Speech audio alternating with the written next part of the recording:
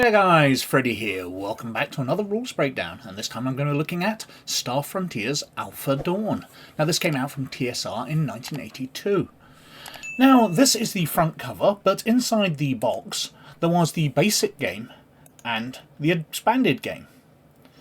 And the difference is quite radical between the two, because the basic game is so stripped down that there's no point in doing a rules breakdown of it.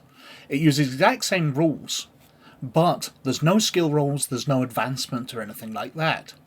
And what combat there is in it is covered in the expanded rules, so I'm just going to be covering the expanded rules.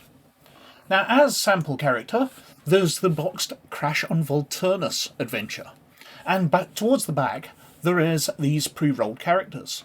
Now, there were some pre-generated characters earlier in the adventure, but unfortunately none of them really seemed to have the right mix of skills. They either had combat skills or they just had ordinary skills. And most of them just had ordinary skills, so I couldn't use any of them as a sample for combat. So where we've got in the pre-generated characters is we've got this first one which has some skills with weapons, and this second one which has some other skills. So I'll be flicking between the two of these during the samples. But anyway, let's have a look at Star Frontier's Alpha Dawn. And so skills. Well, skills are listed on the character sheets. The second character has more useful ones in this sample. He has skills Technological PSA, Robotics 1 and Computers 1. Now, a computer skill of 1 sounds pretty low, and it is, because skills are rated on a level of 1 to 6. But so is everything, because if we look at the expanded rules, we can see under technological skills we've got computer skill, and it tells us computer programs have levels 1 to 6, and computers also have levels from 1 to 6 depending on what programs they hold. And we can also see underneath it different tasks you can do with the skill. So we've got operating computers, writing programs, defeating security, bypassing security, displaying information, manipulating programs, interfacing computers, repairing computers. And what we're doing here is we're looking up what we're doing. So he's trying to operate a computer. We'll say it's a mid-range computer, a level 3 one. So his success rate is 100% plus his skill level, but that's not just his direct skill level, that's times 10. So that's 110%. His skill level 1 converts to 10%. Minus the computer level, so we'd said it was level 3, so that's minus 30%. So he's got an 80% chance of success. So we throw some dice. We get 85, so he has failed. He does not succeed. He would have had to roll under 80 to succeed. And most of the skills are like this, where it's based on what you're doing. Certain skills, the difficulty is slightly different though, where the success rate is based on your attribute, mainly combat skills. So we see the martial arts one, success rate is half dex or half strength, plus skill level. So we look back at the character, and we see that their dex or their strength is 50 or 45. We round up, so that would come out to be 23 or 25, so we'll use 25. So to use his martial arts, he's got a 25% chance of success. And that's the way it works. You're just calculating out the success from the difficulty of the task, plus whatever attributes are involved, if the attributes are involved, or the difficulty of the item that you're using, plus your skill times 10. And initiative.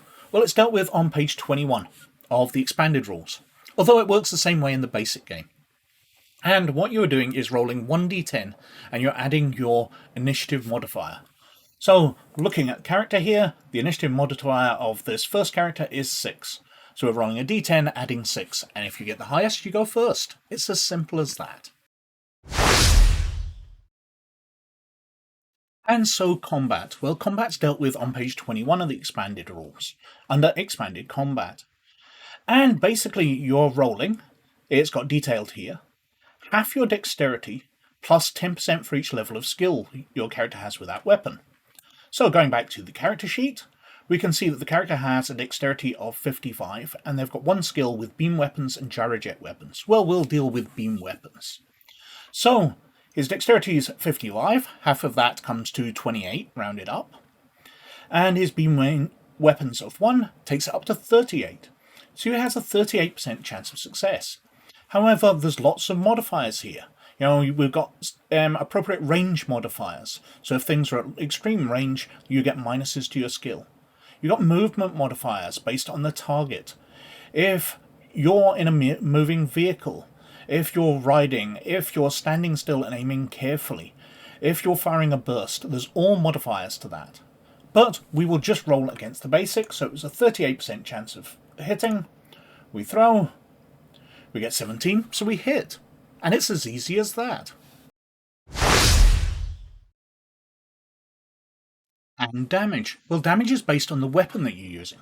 So, on page 27, we've got the weapon table. And we can see under beam weapons, which is what he was using, we've got the laser pistol, which does damage 1d10 plus SEU. And it has a 20 SEU clip. And it can fire between 1 and 10 SEU in each shot. So, if you want to use up your entire clip in 2 shots, you can fire it at 10 d10 damage. Or if you're just firing off a single SEU, you're doing 1d10 damage. And it's got a rate of fire of 2, so you can fire 2 shots, so you can use the entire clip in 1 turn. It lets you know what defense you can use, and we've got the different ranges here. So let's say we are going to fire off 5 SEU.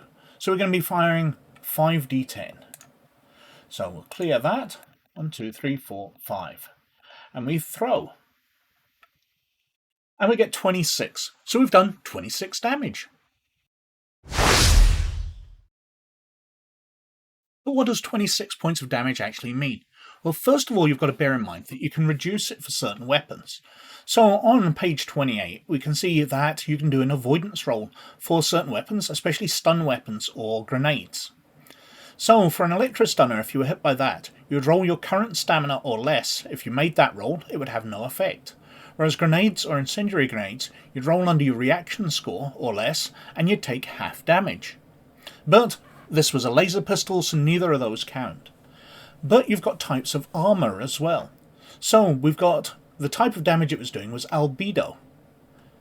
So you can have an albedo suit, which has 100 points of armour. Basically, the suit is destroyed if it takes 100 points, but before that, those act as a buffer of hit points, damage the suit can take.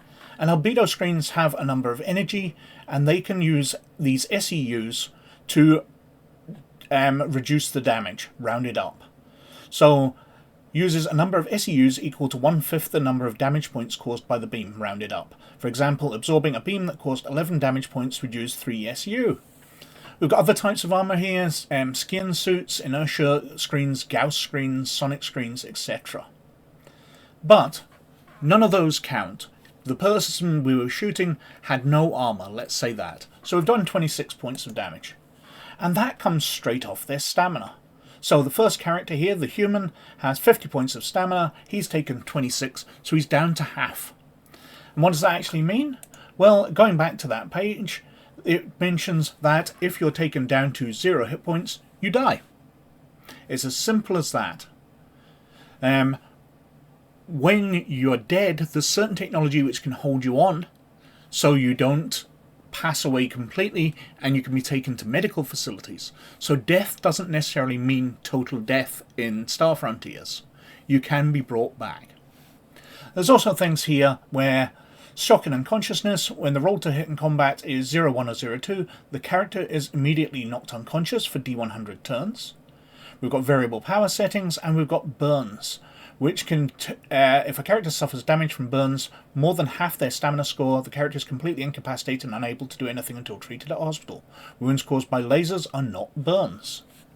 So certain types of damage have extra effects, but the basic damage that we did just did stamina damage, so the person's round about half health at the moment. And healing. Well, healing's dealt with on the same page, recovering from wounds on page 28. And basically, wounds heal naturally at a rate of 1 point for every 20 hours. A hospital can heal up to 20 stamina points per day, at a cost of 1 credit per stamina point healed. But we've also got things like BioCort and field surgery and stim doses, which allow people to patch people up, give them drugs to get them back on their feet. The Star Frontiers version of healing potions. And if your character has been taken down, if they are essentially dead, we've got freeze fields, which allow you to be frozen in stasis, and taken to a hospital when BioCort and field surgery can be used to bring you back up and heal you up. And advancement. Well, advancement dealt with on page 5 of the expanded rules, improving characters. And it's dealt with experience. But this is experience that you spend to improve things, rather than levels as in Dungeons & Dragons. So, improving abilities. Players can increase their character's ability scores by trading 1 XP to raise an ability score 1 point. No ability score can ever be raised above 100. So a character earned 5 XP in his latest adventure. They decide to spend 3 XP, raising their logic score from 50 to 53. And 2 points increasing his personality from 65 to 67. And we've got skills. So characters can learn skills which allow them to perform special actions. Each skill has 6 levels of expertise. Character can raise his skill levels by spending experience points. Experience points can be traded to gain a level 1 skill or increase a skill the character already has to the next level. The number of XP that must be traded for each skill and skill level is described in the skills section. So you're getting these XPs, you're increasing your abilities, you're increasing your skills. Remembering that you're using your stamina ability as your health, so you might be wanting to increase that, and you can be increasing your reaction to go faster in combat. So that was Star Frontiers Alpha Dawn, and it's a very, very simple system, and I remember playing this when I first got it way back in the early 1980s, and playing it with school friends who weren't into role-playing games, and everybody very easily got their head around it, because it's percentile based. You're rolling 2d10 against a percentage, and most of the alterations to that are in big lumps. So when you get skills, you're adding 10% blocks. When you're increasing difficulties, you're taking away 10% blocks. It's not that you're adding and taking away 5 and 3 and 2. So it's very, very easy to work out, which makes it a very simple system to play and learn when you are at that age. And I remember having a whole load of fun with it. But anyway, I think I've been wittering on for quite long enough as usual, so thank you very much for watching. As always, most of all, you look after yourselves. I'll catch you later. Bye now.